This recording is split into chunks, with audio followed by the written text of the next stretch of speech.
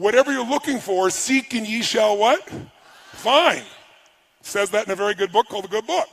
And you don't have to be religious to understand this, that this is a fact of life. So if you and I are going to really take things to a different level, we got to see what could mess it up. So the mind could mess it up, but what aspect of the mind? What makes us start to believe those thoughts? What's the emotion that messes us up? What is it? It's absolutely fear. But there's more than this. Every day of our lives, we live in a world that is incredibly complex. It is no more stressful than World War II, when none of us in this room probably remember that time, but it looked like democracy was disappearing and the Germans were going to win at one stage. That's stressful. Being in a foxhole is stressful. You're not making as much money as you want, or being a little overweight, or someone calling you names online. That shit is not stressful. We're making it stressful. We've lost perspective. Who's with me on this? Say aye. So what's really useful, I think, today is for us to figure out what messes us up. And one of the biggest things that messes us up is expectation. Right? What did we say the other day? Trade your expectations for appreciation, and your whole life changes. Because when you're expecting things and it doesn't happen, you get upset. So that first day also was all about, what if you lived your life and you made a decision? And the decision was, life is too short to suffer. It's too short to be stressed, pissed off, fearful, worried. Who's with me on this? Say aye. But our minds, our survival software, is always looking for what's wrong. Our job is to create the happiness. And the only way you do that is you draw a line in the sand and say, I'm not going to suffer. I'm going to be honest. If I start to feel that stress, I'm going to breathe, and I'm going to realize we're the only creatures on the planet that can think a thought and become angry. Think a thought and become playful. Think a thought and be worried. Think a thought and feel loved. That's why we can change how fast? But you have to take control and train this brain. If you don't train this brain, it'll use you instead of you using it. You have to identify with your heart or your soul or your spirit instead of the brain. As I said, in China, the heart is the emperor. It is the highest energy. It's the thing that is worshipped, because when you were born, there was no brain. Your heart started beating and there wasn't a brain in you as a fetus. It has its own intelligence. It produces hormones that strengthen your bones. It is the strongest force in your immune system. This is the ticket. This is what we get caught up in. We want to use the head and heart together, and then we have the power of both of them. So to do that, though, we got to give up the expectation that people are going to behave the way we want them to. Because what are the chances, if your happiness is dependent upon everyone around you, your mother behaving the way you think she should, your father, your brother, your sister, your coworkers, your employees, what are the chances of everybody living the way you think they should? On a 0 to 100% scale, what are the chances? So why would we allow this to be? Because it's just a bad habit. And it's like my buddy Mike here with his daughter. Instead of trying to control her, he decides, I'm going to learn from her, I'm going to love her, I'm going to grow me. And that pulls her closer instead of pushing her further away. Instead of working on them, we're going to work on us. If I want to change you, the fastest way I can change you is change me, because we're in a cybernetic loop. If dad responds totally different than she can predict, she doesn't know how to deal with that anymore, now you have the upper hand. Now your love can penetrate her instead of the story in each other's minds. When he was talking to me on that first day about her, he was in his head. How many saw that? And then he left his head and got in his heart, and that's when he penetrated her. And look at mom over here smiling from ear to ear, going, nodding her head, going, yeah, that's cool. And look at Mike's big smile on his face, because he can feel the difference. So today we want to do our best to catch ourselves in our head, to get back on our heart. And then here's the biggest thing you need. You don't want to make the assumption that says, no, I've done 3 days and I'm done. This is the beginning, not the end. Who's with me on this? Say aye. Now, it doesn't have to be the beginning with me. If you want to do more with me, come to Master University. Or you can go do it with someone else. But you got to keep growing. If you don't keep growing, none of this will matter. And you can have tremendous few months or half a year or a year, but why would you settle for 6 months because you went to the program? I remember one time I had a friend years ago, really good friend of mine, and he came to this seminar, and he loved it. And he was on fire, and he went back, and he lost 32 pounds, and he changed his business, got closer to his wife, And then he ran into some challenges in one of his business, had two businesses, one of his businesses, and then their kid had some challenges, and he and his wife got stressed about it, and they started being stressed with each other in reaction to the environment. And so, it was like 6, 7, 8 months in, and I remember him saying, hey, Tone, I love that seminar, but dude, it didn't last. It was great for 6 months. I said, asshole. I said, who made you think you could do something for 3 days and it would even last 6 months?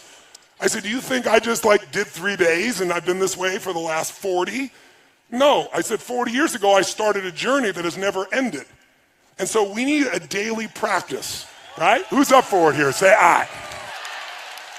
And so I want to show you how I do this for me, and I want you to create your own system based on it.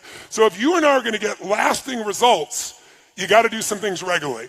The first thing, and I call this immersion coaching, the first thing that I do still myself is I schedule myself at least twice a year, sometimes 3 times a year, to go to an event of some sort where I can make myself better psychologically, emotionally, relationship, finances, something. I call it an event blast-off because most people learn a language in high school and college. Who learned a language in high school and college? Let me see your hands.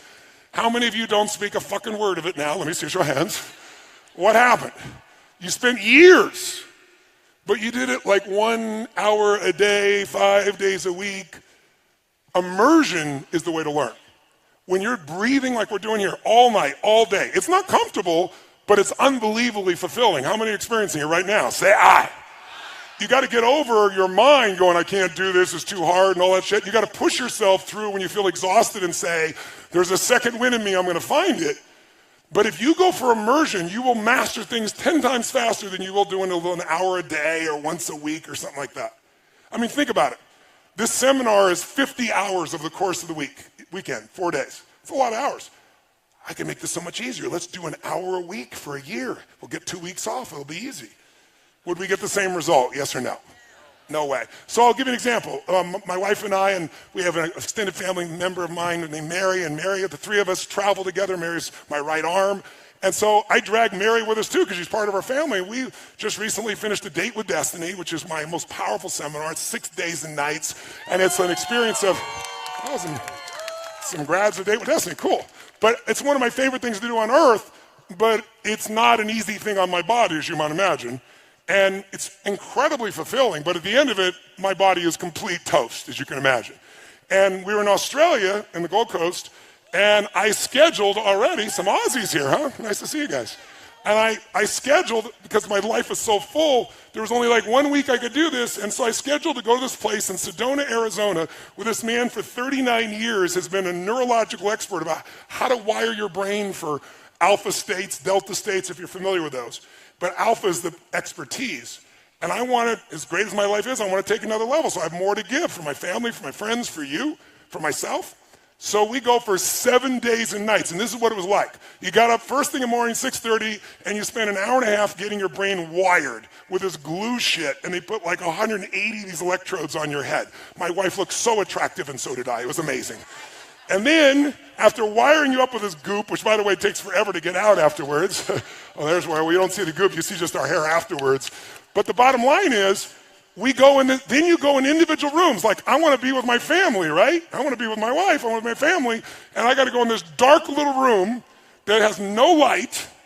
And it's freezing cold. It must be my karma for the shit I do to you people on a regular basis, right?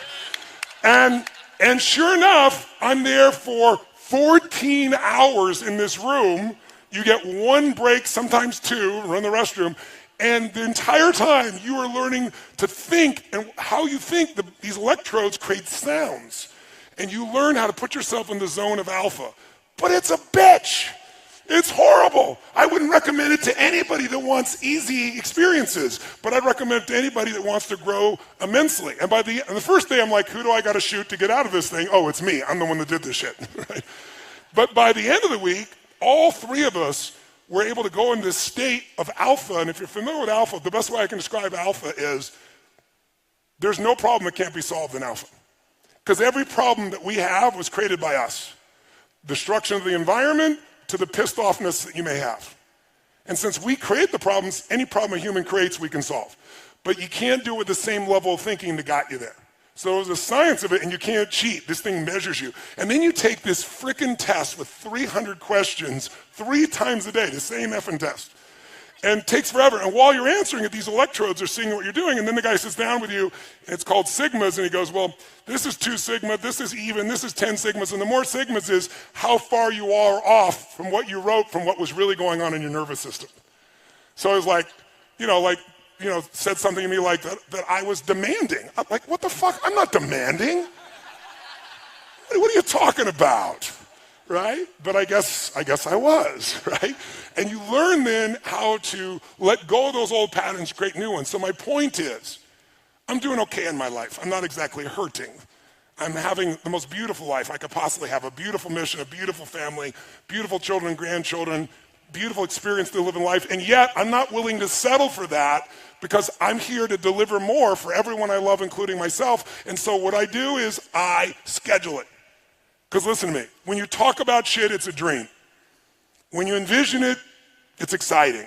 When you plan it, it's possible. When you schedule it, it's real. When this event became real is when you enrolled yourself. Before that, it was an idea. And there's lots of people who intended to be here, but they never locked it in. So I lock it in advance, because if I hadn't locked it in after Date with Destiny, there's no way I would have gotten on a plane, flown all the way there, and then put myself in a room for 7 days and nights. But I'm grateful I did. And I only did it because I already locked it in place. So I encourage you, number 1, figure out at least twice a year, what are you going to go to that's going to make you grow and expand? How many of you feel like these last couple days have been some of the most growth you've had in a couple of days here? Say aye. Then why settle for this one time? Again, I'm happy to do it with you. I have other programs if you want to come, but you're not limited to me. I don't care where you go. But before you leave here, you should schedule what's next. Do you know why? Because how many were looking forward to this for a long time and very excited about this? I'm curious. How many were quite scared about this shit, by the way? I'm curious. But here's what's interesting. After you achieve a goal, have you ever done this? Worked your ass off, achieved a goal, and you feel good, and then there's kind of a drop. Because we need something compelling to be going after, so we keep growing. So I always, right before I achieve a goal, I neatly set what the next thing is, and I lock it into my schedule, because otherwise there's that drop. And if I have the next thing, it's like you're going from peak to peak, as opposed to peak to drop to peak to drop. How many follow what I'm talking about here? Say aye. And the other thing I've learned, I taught this to all my children. And one time my daughter was talking to me, and she's like, Dad, you're so brilliant. And I said, you're absolutely right. And I said, honey, I am a smart human being. I've worked hard to be a smart human being. But probably my greatest gift is I do not let opportunity escape my grasp. If there's an opportunity and it scares me, if there's an opportunity and I don't have the time, if there's an opportunity and I don't have the money, in the early days of my life, that was all 3 of them. I didn't have time, the money, and I was fearful. I make myself do it because I know that if I don't get myself to do that, I'm not going to keep growing. My teacher, Jim Rohn, used to teach me this. He said, Tony, if you really want to have an amazing life, you got to learn to stretch yourself. I said, well, I do stretch myself. He goes, but let me give you my philosophy of stretching. He said, stretching means if you find yourself saying, I can't do something, then you must say, I must do it immediately and do it with no hesitancy. Because if you hesitate, it's like the firewalk. If you went up to the firewalk, most of you got up there, made your move, and rocked. Some of you got up there and were like, fuck, oh, shit, whoa, oh, what am I doing here? And the longer you wait, the what it is, harder it is. So you just train yourself to just do it. Instinctively push yourself. So if I say I can't, then I must. Now, when he first told me this, I said, well, if I can't, I must. If I can't jump off a cliff, then I must. He said, no, be intelligent. But he said, if you find yourself saying, I can't do something, I don't want to do something, but if you made yourself do it, you're going to be a better human being, then you must do it. Don't hesitate, do it immediately. And so some people say, well, that's not a very safe life. That's not a very secure life. If you want security, go to prison. If you want freedom, this is how you live, right?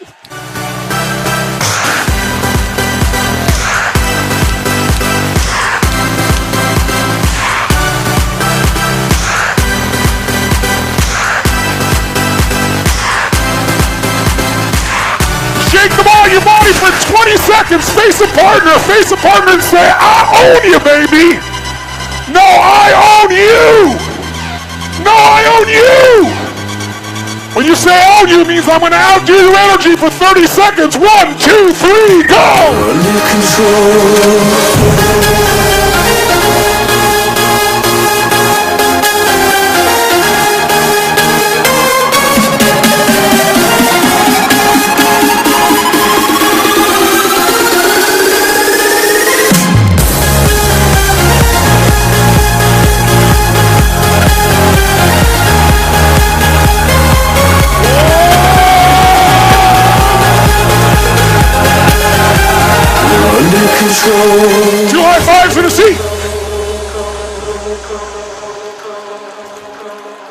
So once, sit down at peak state. I might be anyone.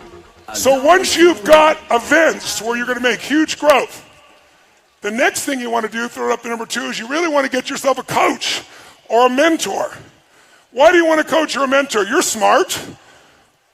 Well, I got a series of mentors.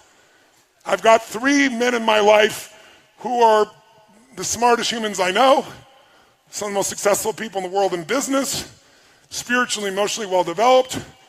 They're 18 to 20 years my senior. And guess what? I come to them all the time for accountability and feedback. Because as much as I know to drive myself, you don't do brain surgery on yourself even if you're a brain surgeon. Does it make sense? You need some feedback from the outside because you're still in it. And so getting a coach is critical. Now I get paid $1 million a year to coach someone, and I only take on 7 clients, and I got now a 5-year waiting list, so I'm not looking for any coaching clients. But I've trained all of my coaches to do the same things I do, and they don't charge $1 million a year, not even close. So you can use our coaches if you want, or someone else, but what you don't want to do is have a friend be your coach. Why? I'll give you an example. A few years back, I was on this talk show that's in the morning. I won't mention the name, but it has a bunch of ladies. What's the name of it? The View. That's right. I won't mention it. And I was on The View, and it was when Barbara Walters was still on, and Barbara's a brilliant, amazing lady. And they had me on in January, and I was doing a piece on New Year, New Life, how to transform your energy and your body. And when I was done talking, it was a little 7-minute segment. All 5 women, I guess it was, 5 women followed me into the green room, literally, during the break. And they said, listen, before the TV comes back on, we want to do this. You know, tell us more, how are we going to do this? And we want to do this together. And when they said they wanted to do it together, I was like, hold it. I said, can I be direct with you on this? I said, Barbara, you know how much I respect you and all of you, but can I be direct? They said, well, yeah. I said, well, I respect you. You're some of the best in the world at what you do as journalists. I said, you have an incredible show, #1 radio show. You've been in the years. Barbara, you're a role model for anyone who wants to be successful, man or woman. But there's an area of your life none of you have mastered. It's your body. I'm not being harsh. I have to tell the truth because the truth is how you get to the things to change. And you should have seen him look around and be like, oh my God, he just said we're fat. I didn't say they're fat. I said, you haven't mastered this area of your life. And I said, here's the problem. If you guys get together now and none of you have mastered this area and you're all friends, you'll do this for 2 or 3 days, but about the 3rd or 4th day in, one of you's going to go, I want to go to Starbucks and have a mocha something, whatever that shit's called, right? And someone else can say, no, we got to work out. And they go, but can't we just stop for a few minutes? And then someone else will say, well, we could stop for a few minutes. And then you're fucked because you'll break the pattern. I said, have you ever done this before? And they started shaking their heads. They said, it's happened multiple times. I said, don't do this together. I know you love each other. That's why you shouldn't do it together. Get a professional. When you go, I want to mocha smoke, they go, shut the fuck up and run! You need someone who's not going to listen to your bullshit and is going to push you until you develop the discipline, till you develop the skill. And even then, they're going to know the little things, the 2-millimeter things you don't know that could save you a decade. How many follow this? Say I. So don't get a good coach, get an outstanding one. And the problem is I created the coaching industry. Before I came along, no one called himself a coach in this industry. There wasn't this industry. You had to be a therapist, and you got approved by insurance. And I came along and said, these therapists are sitting down with people for 7 effing years, and I can wipe out that phobia in 20 minutes or an hour? And so I went around and I said, I got to figure out who I am. I'm not a motivator. I never was. You know, I'm not a guru. What am I? And I thought, well, as an athlete, who influenced me the most were my coaches. And many of them were not as good as I was, but I'm in the game. I'm in the forest. They're outside of it. They could see things and give me cues, and they cared about me. So I said, that's what I am. Forget athletics. I'm a coach. I love people. I'm not better than they are, but I'm going to see things they can't see because this is my focus. Right? And so I did that, and for many years I called myself a coach. No one did. And I remember I was on Larry King Live, and I just started coaching President Clinton, and he goes, what is this coaching thing? You're not a coach. You don't coach athletes. I said, well, actually I do. But I said, no, here's what I mean by coach. And I was about to give it up, and like within the next 6 months, everybody was a coach. Therapists started calling themselves coaches. Financial planners started calling themselves coaches. It became a term of art. Now I hate it. You know why? There's no standard. Right? Anybody can say they'll call themselves a coach. Anybody go out there and do it. They go to some class, some idiot teaches them 3 skills. They've never produced a fucking result in their life, and they're a coach. So I feel like I created a bastard industry. And so like any industry, there's good and bad. You got to find somebody who's outstanding. Don't settle for somebody who's good, and don't settle for somebody because you like them. Because liking them is a nice thing. You need somebody who has the skill to get you there. Who's with me on this? Say aye. And why do we want a coach? So you measure at least twice a month, some of you 3 times a month. Because if you don't measure, you can't manage what you don't measure. Does that make sense? And you got to measure it, and it's easy with your children, with your life, with your businesses. You're going to get caught up. You need somebody helping you to stay on target for what you want for your life. How many follow? Say aye. And it's cheap. Most coaching is inexpensive, and the people that overcharge, don't go to them. But get somebody who's really great. And then finally, thirdly, and this is what I want to show you this morning, you need a daily practice. And a daily practice that's going to put you in the best state possible regularly. And so there's 2 parts of the daily practice. One is you want to feed your mind every day for at least 30 minutes. And when I say feed your mind, my teacher Jim Rohn used to say, miss a meal, but don't miss reading for 30 minutes. And I don't mean reading the web or your social media bullshit or Twitter. I mean reading a real book that you've selected because it's going to make you grow spiritually, mentally, emotionally, financially. Something that makes you think, something that gives you a strategy, not some cute little blog post that you can read in 5 minutes. I mean something that's going to make you not be mental candy, something that's going to produce a different result. Because our lives are the result of the input. Input a bunch of garbage, you get garbage out. So I would like never miss reading, and then I started listening to audios when I was really young. And the great thing about audios is you can do what I call net time, no extra time. So the biggest challenge we have is when am I going to read? When am I going to do this? When am I going to do all these things? The answer is it doesn't take any extra time. If you use net time, you can do it while you're cleaning the house, while you're working out, going for a walk. When you're driving in your car, should be your new university, where you're feeding your mind. Because if you don't feed your mind, weeds grow automatically. You don't have to work on growing weeds. They're going to be there if you don't do something to replace it. So every day, 30 minutes of either audio or a book, something that's going to make you grow. It'll feed your mind. It'll keep the momentum going. So this won't be just the one burst. This will be the one that got you going. And then you keep the momentum by doing this. And then finally, and most importantly, many people, the most silly question I'm asked in the media all the time for 40 years is, don't you have bad days? Don't you get upset? Don't these things happen? Well, of course, but I said I don't stay there. I've trained myself like an athlete trains their muscles. I've trained my emotional muscles, which, by the way, I think your emotional and spiritual muscles are the most important ones. Courage unused, does it grow or shrink? Which one? Faith unemployed, unused, does it grow or diminish? Diminishes. Passion unexpressed, does it expand or shrink? So the most important muscles that change your life are those mental, emotional, spiritual muscles. If we develop them more, we're going to experience more. So the way I do that is through a process I call priming. And this is the part that I really want you to get because it's really simple. Most of us, have you ever seen someone do something and thought to yourself, what the F is wrong with this idiot? Who's ever had that thought? How many of you ever done something yourself and thought, what the F am I doing? Okay? Many times we think we're thinking our own thoughts when we're not. We've been primed by the environment to think a certain way and we don't even realize it. Now, sometimes that's done consciously by marketers or advertisers. That's a simplistic example. But a more powerful example is what happens in your daily life. So let me give you a couple examples so you become aware of the power of priming.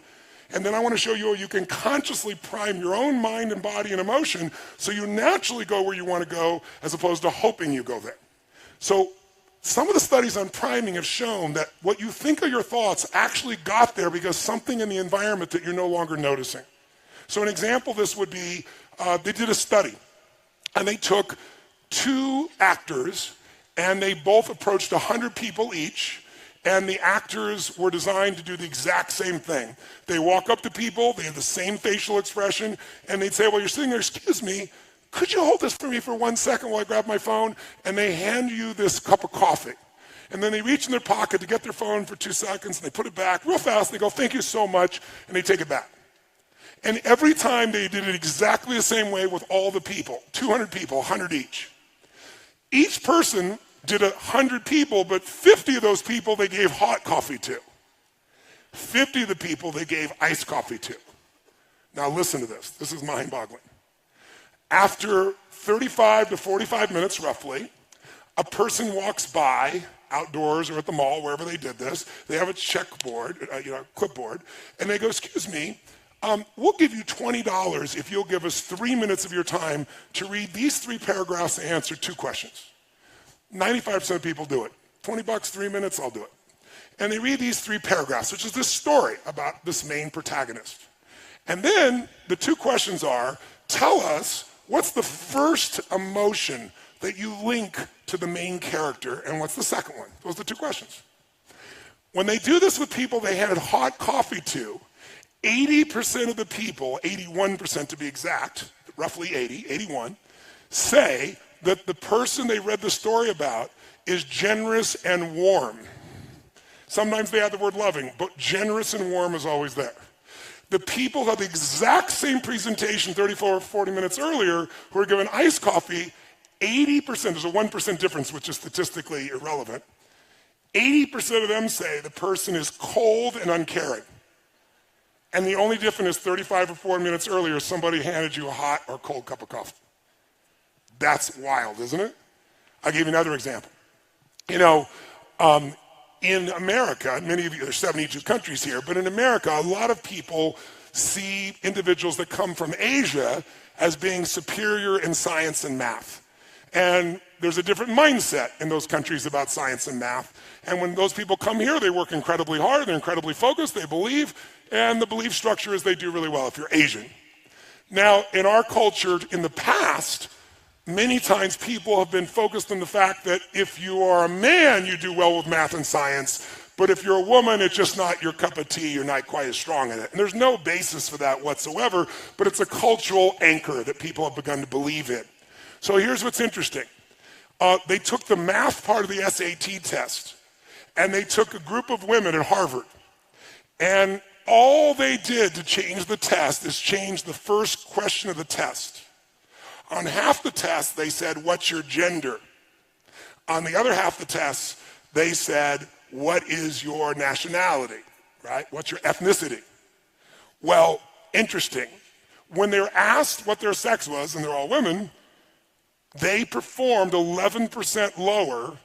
And if they were asked, what is your ethnicity? And they said Asian, they were 11% higher, a 22% difference between the two. And the only difference was the first question that was asked.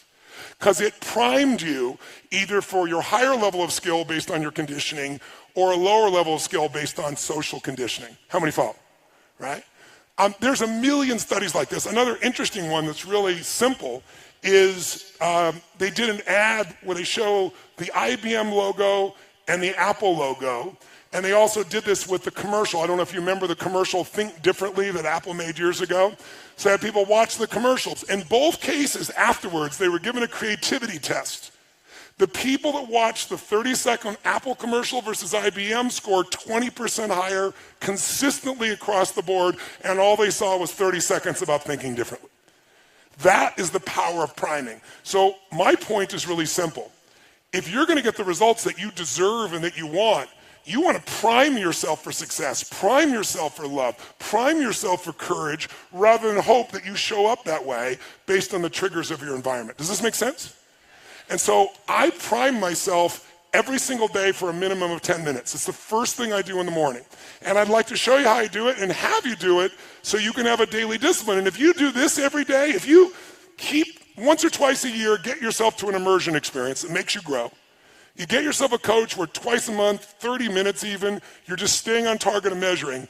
And you read 30 minutes a day or hear an audio 30 minutes a day and you start with priming, then this won't be a 3, 6, 12-month thing. This will be a lifetime thing. Does that make sense? So you're not going to get a lifetime results unless you're lucky by one experience, but you can certainly have it if you use this as the blast off, and then you have a daily discipline to keep the momentum going. So how are we going to prime? Well, let me give you a story first, a simple example first with one of my boys. My second youngest son's name is Josh. I love him to death, amazing kid. And Josh came to live with me when he was 5 years old. Remember I told you I was 24 And instantly I got married to a woman I'd been married twice before with kids from 2 different husbands, and she wasn't living with her kids. And so I met her, fell in love with her, brought her into my life, and then saw how sad she was without her kids. So I brought her kids away from both the other husbands. They were happy to give them to us, and I adopted them as ours. And so I'm 24, and I got a 17-year-old son, because she was 13 years my senior, an 11-year-old daughter, a 5-year-old, and one on the way. Well, Josh was the 5-year-old. And Joshy is just such a sweet, really incredibly great kid. But one of the challenges for Josh was he was afraid to even walk down the driveway to get to the bus. I'm Mr. Fear into Power, rip shit open, and my son can't walk down to the bottom of the street. And so I had to kind of try to figure out how to deal with this, how to figure it all out, and to figure out what I was going to do to try and make this thing happen, to make it change. And so one of the things that happened was I started to realize that I needed to train his nervous system to have courage. Instead of hoping it showed up, I got to really train it. And I started doing these things with him, and I watched him before my eyes change. He became more confident, became more strong. And all it was doing was getting him to program his own mind, prime himself. Just really simple little things to do. And then one day, Josh came home, and he was laughing uncontrollably, and like over nothing. And then I came in the room, and there was a new friend with him. And this kid, do you know anybody that's not really funny, but they think they are? How many know something like this? Somebody who cracks themselves up, you know what I mean? And this kid was cracking himself up. He wasn't funny, but he laughed so hard, I found myself laughing at his silly jokes, right? And Josh was laughing so much. So when he left, I said to Josh, that kid, he's your friend? I said, make him your friend for life. He goes, why, Dad? I said, because if you hang out with him, who you spend time with is who you become. And when you're around him, you're so much more playful. You have so much more joy. You have so much laughter. And that young boy, my son is 36, and I have 3 grandkids with him, and his best friend is still that young boy who's now also 36 years old. And Josh is, let's give him a hand for that, absolutely. I'm your darling to enjoy the party. Don't get too excited, cause that's all you'll get from me. Hey, yeah, I think you're cute, but really you should know. I just came to say. And to this day, Josh is funny as shit. When he was a little kid, like 7 or 8 years old, he stole this dirty jokes book and memorized every freaking joke in the damn thing. And he got so much reward for it, and his buddy was like that to this day, if I want to laugh, Josh is my partner in a couple of my companies, and he's not my partner. I have 4 kids. None of my others are partners with me. I love them all equally, but he shows up differently. And part of it is things that stress other people out, he breaks the pattern with his own laughter. And it's beautiful to be around him. Great time. And he primed him. So I'll give you another example of priming. When I first started my Date with Destiny seminar decades ago, I did the seminar in my own house at a place called the Del Mar Castle. And there were about, 38, 39 people at the seminar. It's a little different now, as you can see. And I was delivering like my heart and soul into this particular program. And gradually I started looking around and going, man, I can't keep doing this in my house. There's not enough room. When we got to 100 people, I had to move it. But I wanted to keep it in, I lived in Del Mar, California. It's on the beach. And I thought, well, there's a hotel on the beach. And it's a really nice hotel called Le Berge. And we'll go down Le Berge, we'll do it there. And they have a room that'll hold 150 people, which is a giant seminar for me at those days. And what I didn't count on, I thought, this is great. People work on their beliefs and their goals and their values, and they can go outside and they can sit on the beach during the breaks, breathe the fresh air. But what I didn't think about is right there in Del Mar on the beach, there's a train station. And so somehow my little brain didn't figure this out till it was too late. I'm in the middle of the seminar, and someone is sharing this emotional experience. This woman was raped, and she's going through it all, and I'm stepping in to help her, and all of a sudden you're, and you hear this freaking train whistle. And they do it like 5 times, so nobody misses the train. And so every time you start talking, you interrupt it again, and people are getting pissed off. And it was happening so often, because there were so many trains, that at one point I realized, I know the schedule when everybody will be pissed off. 8:30 a.m., 10:15, 11:30, 12:10, they're going to be pissed because the train's going to come. So I turned to the audience and I said, we kind of have a schedule for being pissed off right now, and I'd like us to train ourselves to feel differently. How many of you have something in your life or someone who can trigger you at times, annoy you. It could be a family member you love, but they have this little thing they do. It could be a husband or wife. It could be your kids. It could be a coworker. How many got one of these? Say, I said, what if we trained ourselves so the same stimulus that was making us angry, we trained our nervous system just using basic science, neuroscience, train our nervous system so the same stimulus makes us feel great. And people looked at me like, this is bullshit. What are you talking about? I said, here's what I want to do. Since the train's going to come 12 times a day and we have 3 more days together, perhaps we should enjoy the train. How many of you, when you were a kid, when you heard a train, you wanted to see the train and maybe count the number of cars or run down and be close to it? How many were excited when you saw a train? Raise your hand, say aye. Now you're on the way to work or a meeting and a train comes and it's in your way. Frickin' train! I'll give you a clue. The train didn't change, right? So the question is, I said, what if every time the train comes, we train ourselves to celebrate, to feel good, to enjoy? And I said, so here's what I'm going to ask you to do.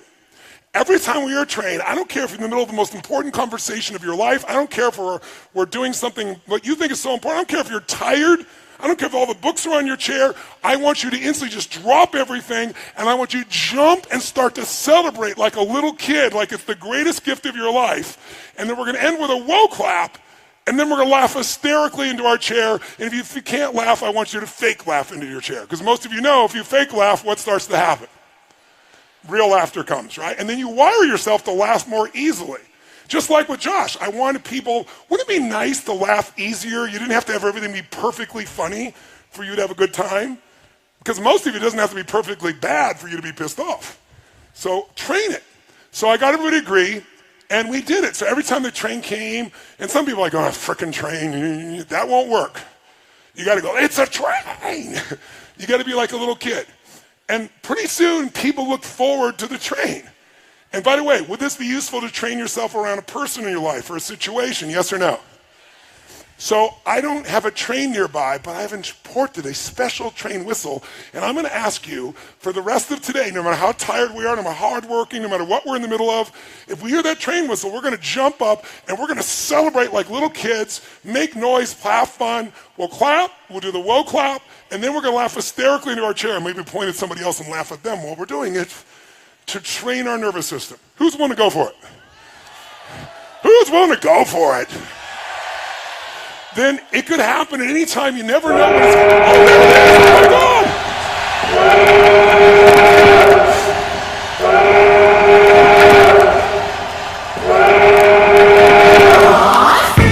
Make some noise!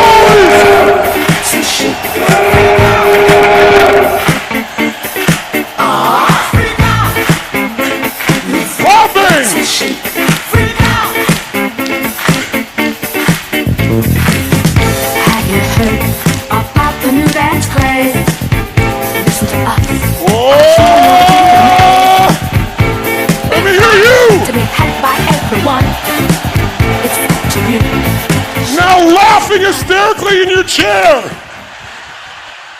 Point at the people around you and laugh at them.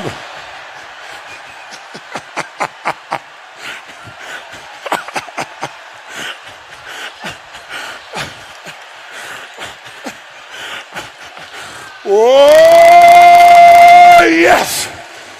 Now, does that feel good? Wouldn't that be better than being pissed off or worried? Could you do this enough? Could you do this often enough that you could wire yourself to laugh easily over nothing? To celebrate little shit? Would that be helpful? So throughout the day, this could happen. It might happen multiple times. There it goes again! Holy shit!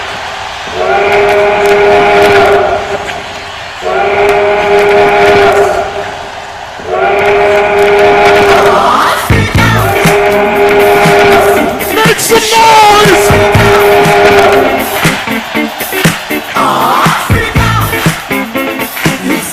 Coming!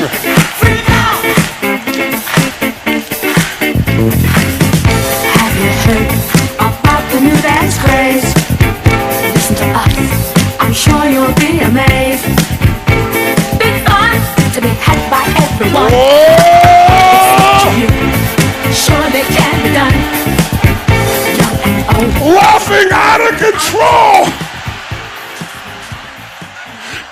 chair.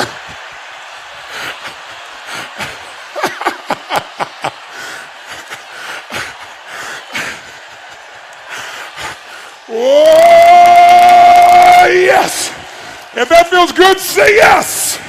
Say yes. Say yes. So that's priming. Can we prime ourselves to feel good? Yes or no? What if you knew you would have a really important conversation with your kid or your spouse or your loved one, and you're starting to feel a little tension because you don't want to deal with this because you love them, you don't want to deal with the bullshit, but you know you got to. In this state of being primed about it, how's it going to go?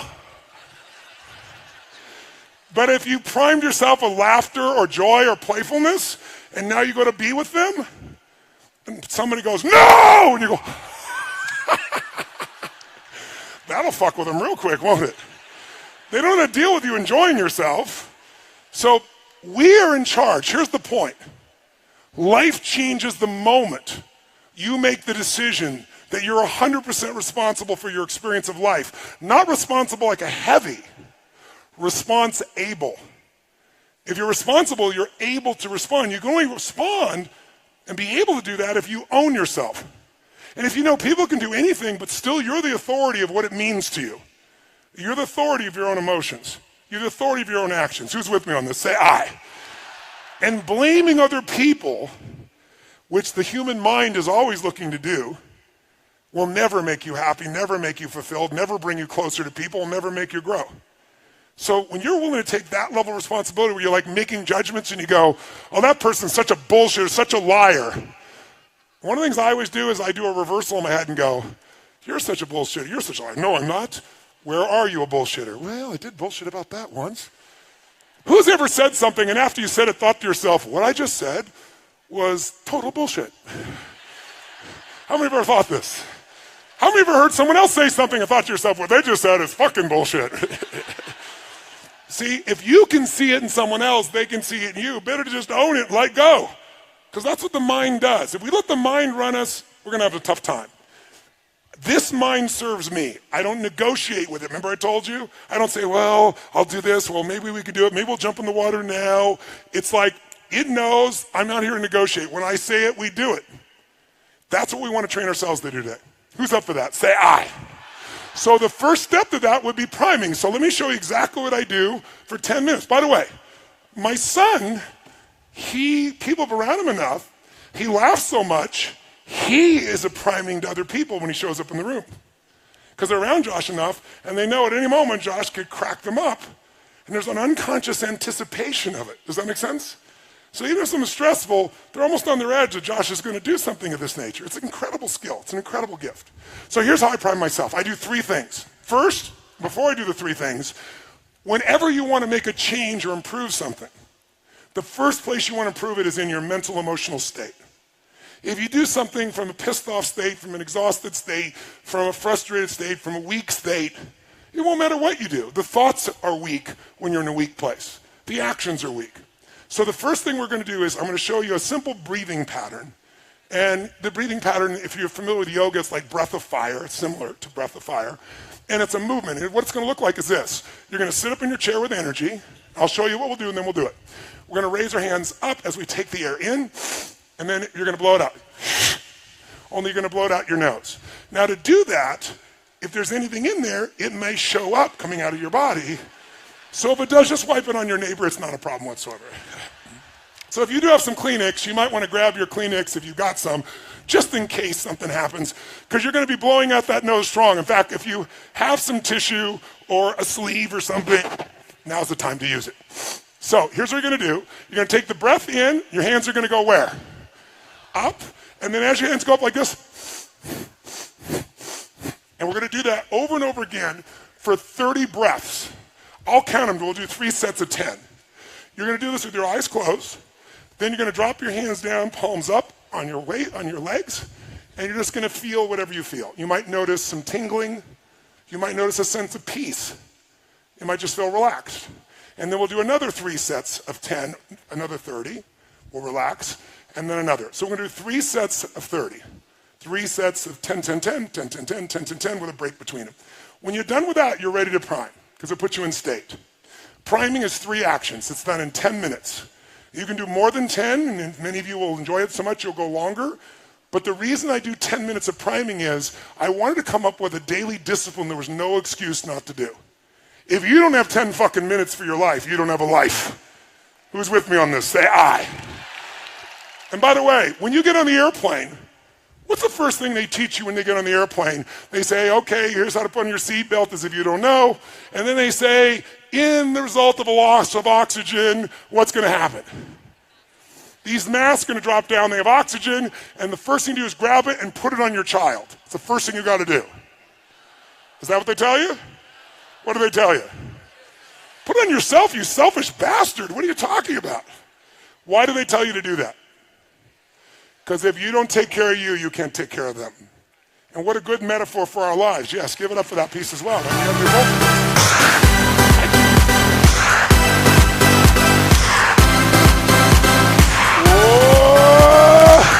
So we're priming, taking care of ourselves so we can take care of everybody else too. Does that make sense? So what we're going to do is, we're going to do our 3 sets of 10, 3 sets of 10, 3 sets of 10. Then with our eyes closed, the first 3 1/3 minutes of the 10 minutes is we're going to focus on 3 experiences in our life that we could feel deeply grateful for.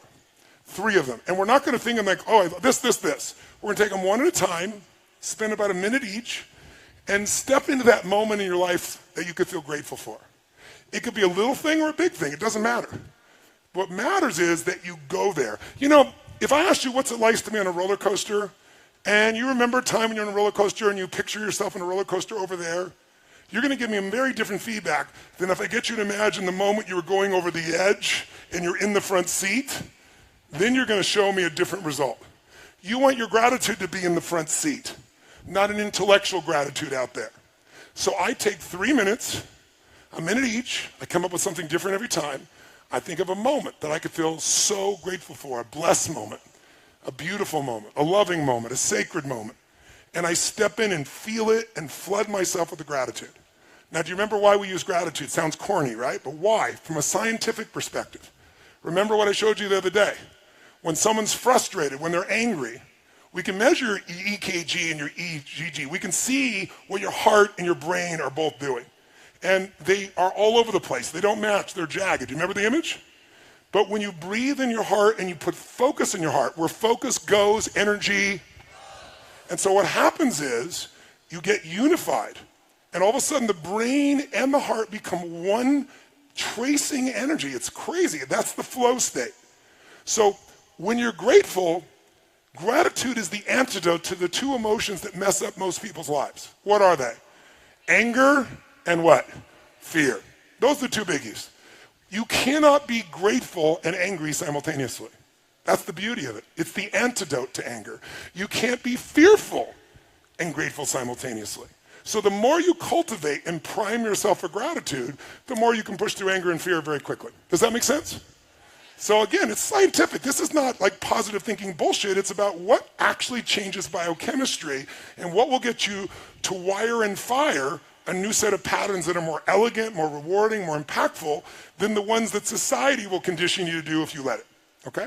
So 3 minutes, a minute each. And by the way, when I do it, I usually pick 2 strong ones, and then I pick something really simple, and I make myself really feel the gratitude, like the wind on my face, or the smell of the ocean if I'm doing it outside by my house, or the look on one of my children's faces.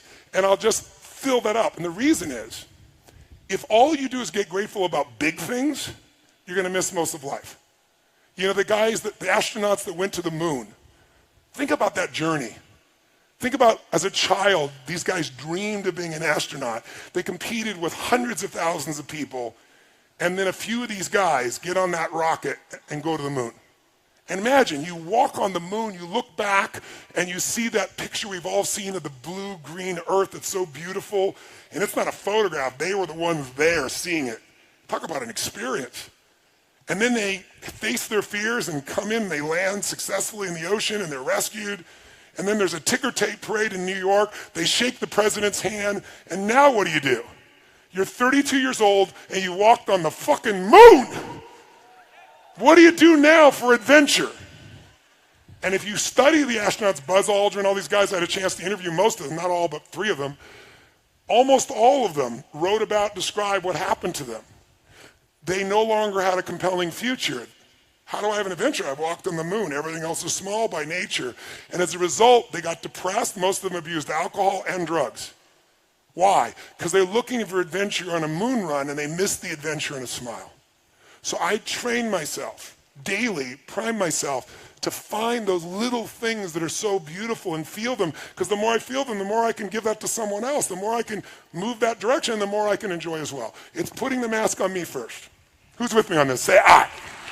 Okay? So that's, after we do our breathing, step 1 of the 3 steps, first the breathing, then the 3 steps. 1, gratitude. 3 minutes roughly, a minute each, 3 different moments you can feel grateful for. And feel it, enjoy it, savor it, live in it. Next 3 and a third minutes. Second piece we're going to do is you're going to feel the energy in you and do a prayer or a blessing. Now, I know many of you are not religious. I'm not suggesting you need to be. But almost all of us know there's a power in love. You know, if God was love and we didn't come up with all the other names for God, you wouldn't have much argument between people. So imagine that what you're going to do is imagine energy of God, the universe, whatever you want to imagine, coming down into you like a white light and breathing it down in through your body, down your legs, into the earth, and then coming back up and out again. So it's, and then comes back up. And you don't have to do this with your hands, but I'm trying to show you what the feeling is. And while you're doing this, what you're going to do during those 3 minutes is you're going to give thanks. And it's like a prayer saying, heal my body, my mind, my emotions, strengthen me, make me the best I can be, strengthen my love, my passion, my courage, whatever it is that you value in yourself. And you feel that happening. Of the 3 minutes, I do that for about a minute and a half, and the other minute and a half, I then take that energy through me, and I send it in a circle around to my children, to my family, to my friends, to my coworkers, to my associates, to my partners, to the people I meet on the street, to my clients. And so it's taking the energy in. Now, you might sound like woo-woo stuff, but the idea of allowing your nervous system to heal and strengthen, just the focus of that alone, for you is strong, and sending to others as well. So you can think it's all bullshit, but try it and decide based on the experience. If you do it a while, I think you're going to find it'll deepen that sense of gratitude, because it becomes not only gratitude, but a healing, a strengthening, and a gift to those you love. The last 3 minutes, I call 3 to thrive. You're going to think of 3 things that you really want to accomplish or achieve, but instead of like hoping it happens or thinking about it happening, you're going to step in your mind and experience it as if it's done. You're going to see it or feel it, breathe it, celebrate it like you've already achieved the goal. What you're doing is training your reticular activating system. And we talked about this the other day, the part of your brain that notices things. When you didn't, before you bought that car outfit, you never noticed them. Now you buy that car outfit, those cars and outfits are everywhere. How come? Because your RAS, now that you own one, says, this is important, I need to pay attention to this. Well, when you get clear what you want, and you see it as done and feel it and create it in your mind and your heart, and you celebrate it, there's a sense of certainty that enters your body, and your reticular activating system starts to go to work on making it happen. So you spend a minute each on those. So basically 3 minutes each, 3 1/3 minutes each, and we're done. All right? How many want to try it? Right? Then let's do it. So before you do, stand up. Shake your body out, and if you're going to relax, the fastest way to relax is first push yourself to a high level of energy, then it allows you to drop deeper. So find a partner and go, I own you. When you say I own you, it means I challenge you. I've got more energy than you, old person. Say, I own you. I own you. On a count of 3, outdo their energy with celebration like a little kid. 1. Let's do it. 1, 2. Use your voice and your body. 3, go.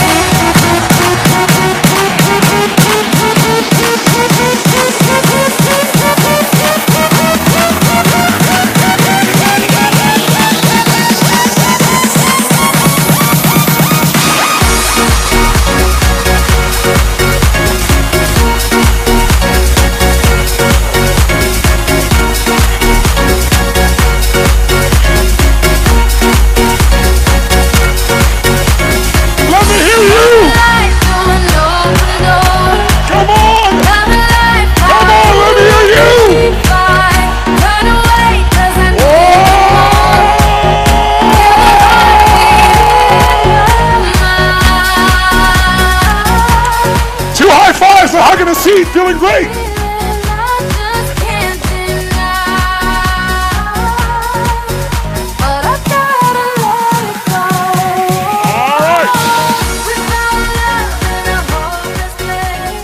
Put your notebook aside. If you want, take a quick little sip of water if you've been jumping around a bit. If you have some tissue, it might be time to blow your nose. Be sure to do it in your neighbor's ears so they fully appreciate the experience. All right? Put things aside. Here's what we're going to do. Our hands are going to come up. As they come up, we take a breath in. We're going to do it with our eyes closed. And we'll count 3 sets of 10. I'll count it so you don't have to worry about it. Just do it explosively. By the way, your hands come up. When you explode out from the gut, out the nose. Okay? Close your eyes. We'll begin. Ready? Lights down. Here we go.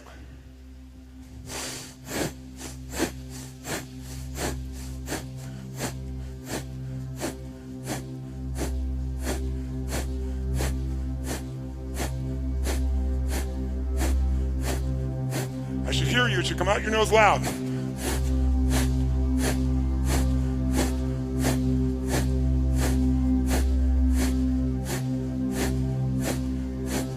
Stop. Your eyes closed. Put your hands, palms up on your lap. And just feel. Feel if you feel any tingling in your body. Feel if you feel maybe a sense of peace.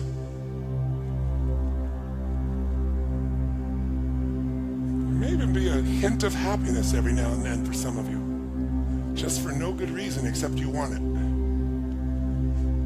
We're going to do 3 sets of 30 again, 3 sets of 10. Here we go. Hands come up as we breathe in.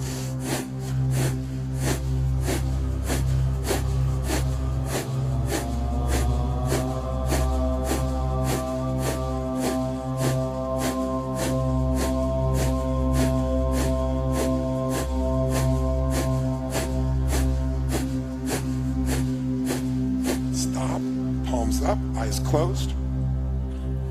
Once again, just feel whatever you feel. Relaxation, any tingling, perhaps a sense of peace. Some of you, there might be a little joy or happiness that creeps in. Just because it's enjoyable, why not? One more set of 30, 3 sets of 10. Here we go.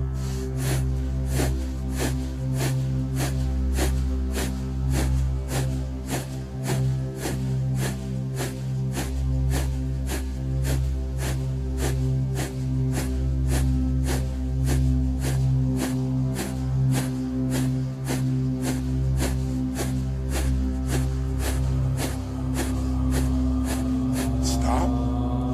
Palms up. Enjoying it. You might just take your hands and put them on your heart for a moment. Physically feel your heart and breathe deep in your heart. Feel the power of your heart, the strength of your heart, the beauty of your heart. What are you proud your heart has guided you to feel or to give? Or to do, or to share, or to enjoy. As long as that heart is beating, you live. And something in the universe, God, the universe, some energy, some infinite intelligence, whatever you call it, loved you enough to give you this heart. You didn't have to earn it. It knew you were enough before you were born. So give thanks for this beautiful heart that beats 100,000 times a day without you even having to think about it. It beats even when you sleep. And as long as it beats, you live. What a gift.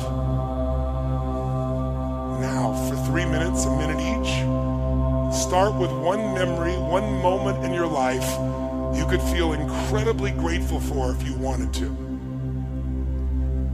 What's a moment?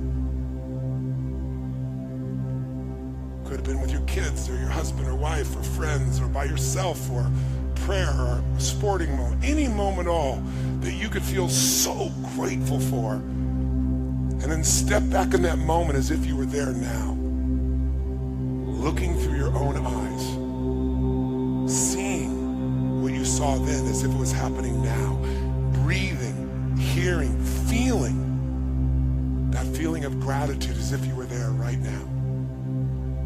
Take a moment and fill up with that memory like you're there.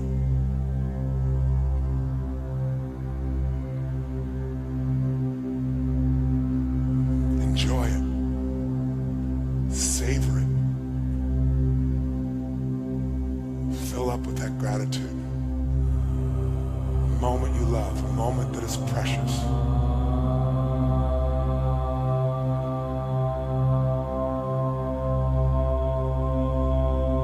Think of a second moment now you can feel deeply grateful for. It could be anything from your childhood, as an adult, could have been 10 years ago, could have been yesterday or today. Any moment you could feel deeply grateful for. Step into that moment right now like you're there once again. Seeing, hearing, feeling what you're feeling then, now.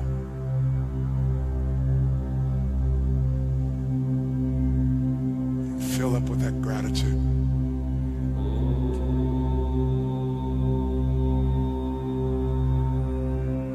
Savor it. Give thanks. Feel so grateful.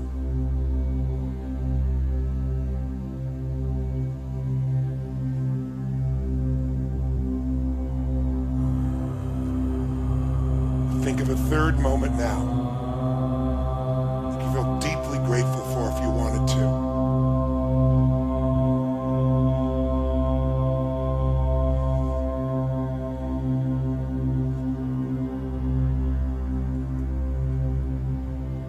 See it, feel it, hear it, experience it. You might even feel a smile inside that starts to show up slightly on your face if you wanted to. Fill up with the beauty of that moment. The love or the sacredness or the gift of that magic moment. Feel that that moment was a blessing in your life, wasn't it?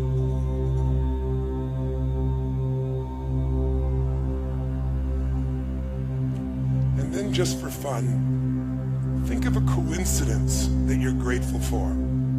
You know, we all love coincidences because we didn't make it happen. It was life happening for us, not to us. You were heading to a restaurant or to a meeting and you met the love of your life. You weren't planning on it. Or a business partner. Or you got exposed to an idea that changed your life. And you didn't do it.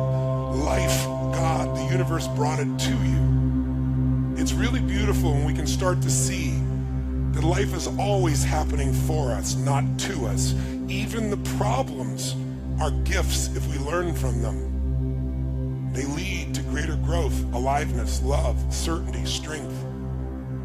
What's a coincidence you're grateful for that happened because it led to something you treasure, you value, you appreciate, you're grateful for? Fill up with that gratitude.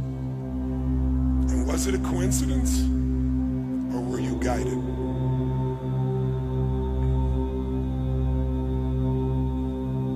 Step 2 now. Imagine, you can relax your hands off your heart if you haven't already. Imagine an energy. It can be a gold light, a white light, an ice blue light coming from the sky, from space, from the heavens, down through the top of your head, the crown of your head. And as it goes through, that white or gold or blue light penetrates your skull, your neck, your shoulders, your arms, your chest, your lower back, your stomach, your legs, calves, through the feet, into the ground, circling to the core of the earth. Imagine it. And then imagine it circling back up to the top and out the top of your head. Back down, and as it does, feel the energy come in and imagine that your life, your mind, your emotion, your body are being healed and strengthened all the way into the earth. Back up your legs, through the chest, through the top of your head, and out into the sky.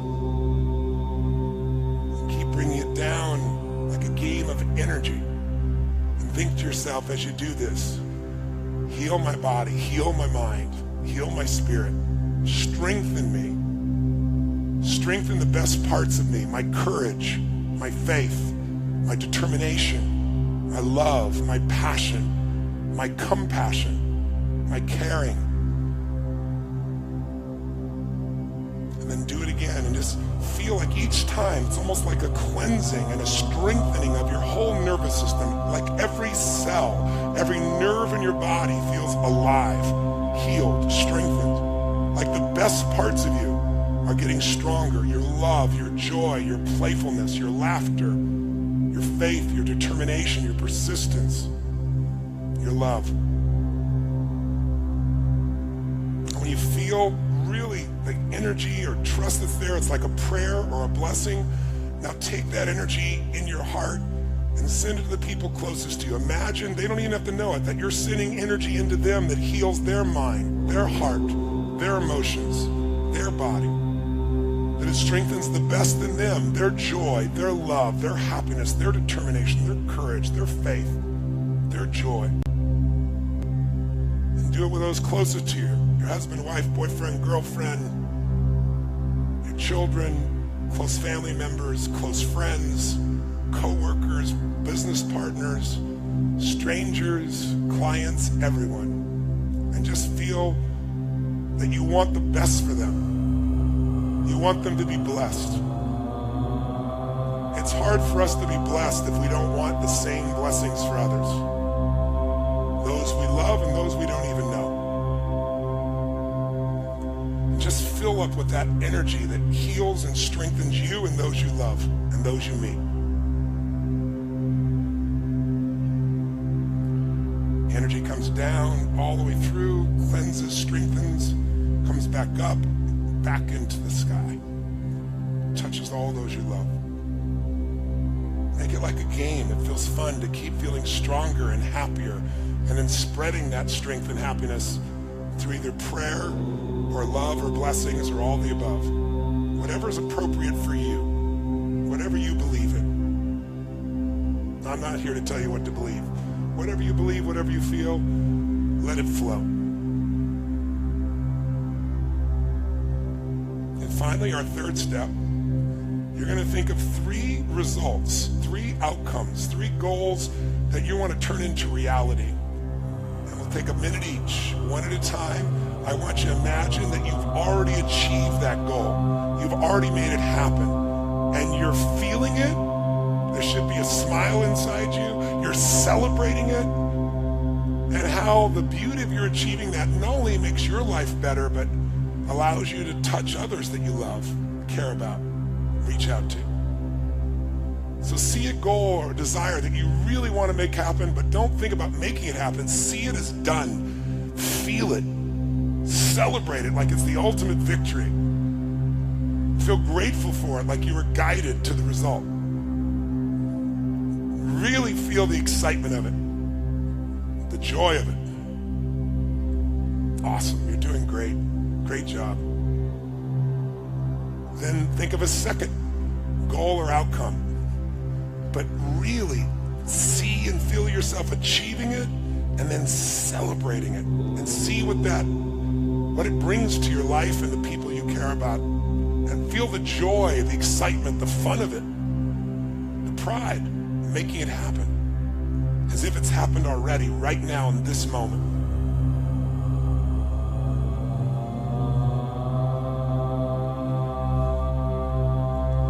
And finally, think of a third outcome or result you want, a goal you want to make real. Step in it like you're there. See and feel yourself achieving it and being out of your mind with excitement and gratitude and joy. You might even just make yourself smile really huge for the sake of it, or a subtle one inside, whatever you prefer. But really feeling the appreciation of this, the gratitude, the excitement of it, the joy of it. It is done. Amen. Feel it. Breathe it. And then just say, thank you. Thank you. I love you. Thank you. Thank you. I love you. Thank you.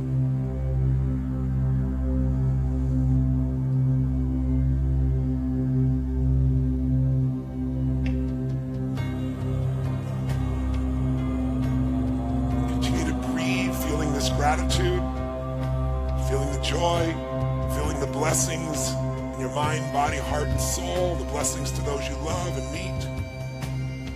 And start to feel the achievement, the joy, the excitement, and start to build that energy a little bit inside. Like the energy is building up inside you, and it's going to build to a peak where you're going to expand and make a sound in a few minutes. Not just yet.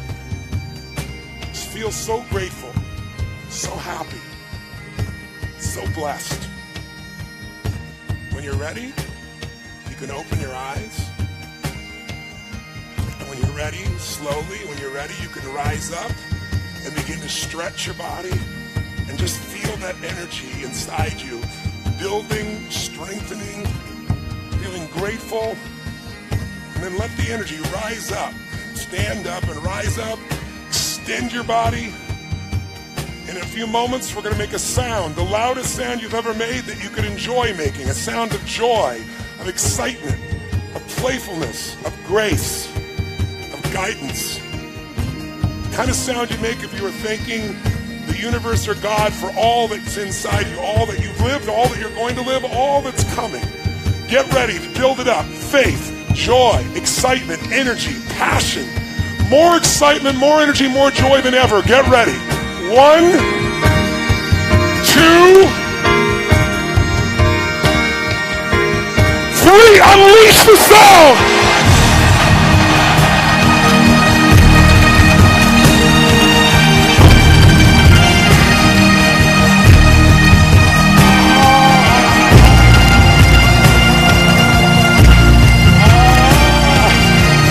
Now reach inside and double the intensity, louder and enjoy it. Go!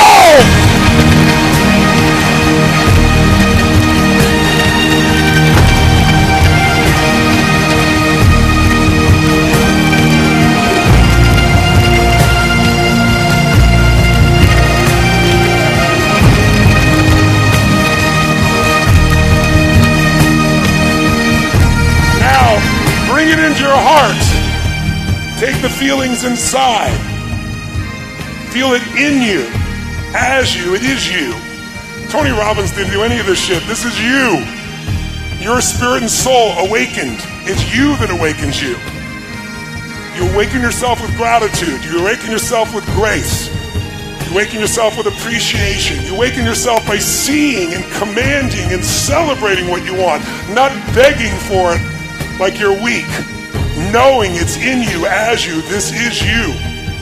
We are not made to be small or less. We're made to feel fully. 1, 2, 3, make the sound!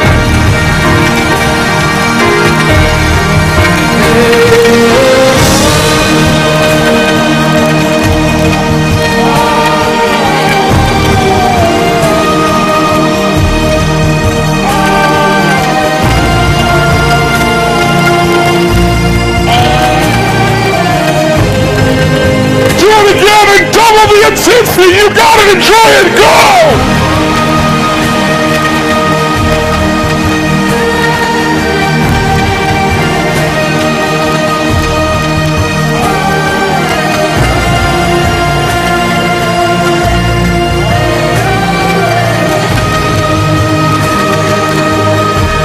One more time, go!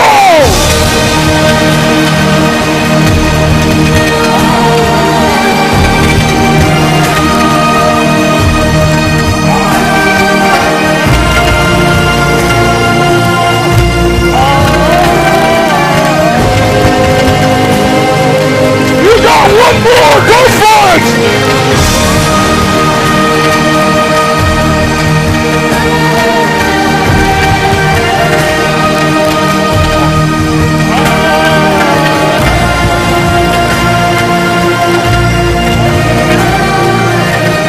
Take it into your heart.